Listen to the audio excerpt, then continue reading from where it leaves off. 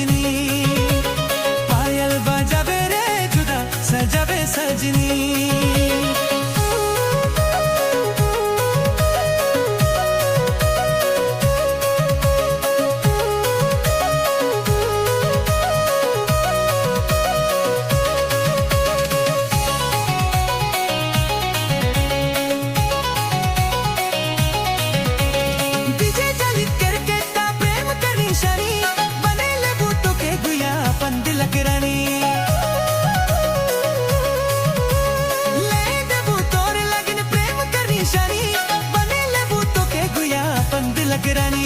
पायल बजावे रे जुदा सजावे सजनी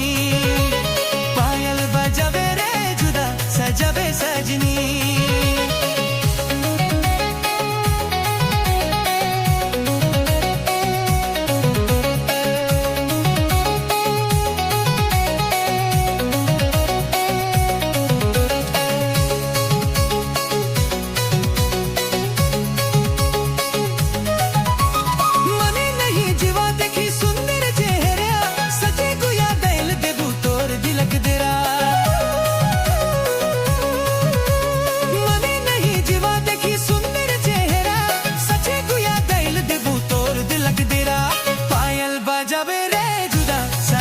सजनी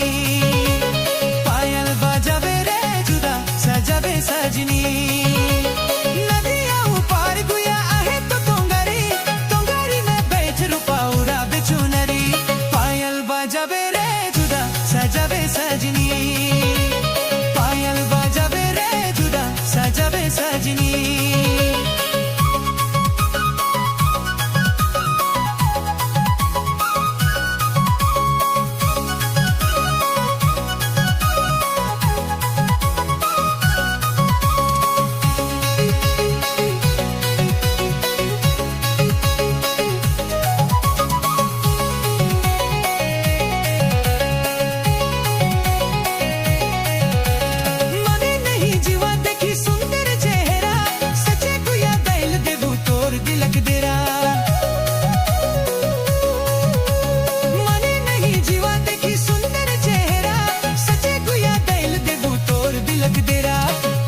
बजावे रे जुदा सजावे सजनी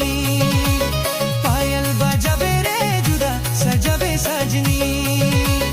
नदिया पार गुया आहे तो तोंगारी में बैठ रुपाउरा बिचुनरी पायल बजावे रे जुदा सजावे सजनी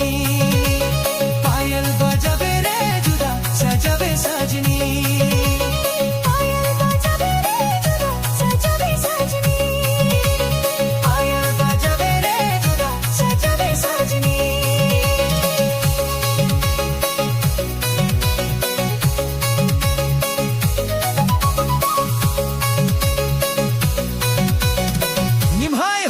ही स्वागत रही डीजे ललित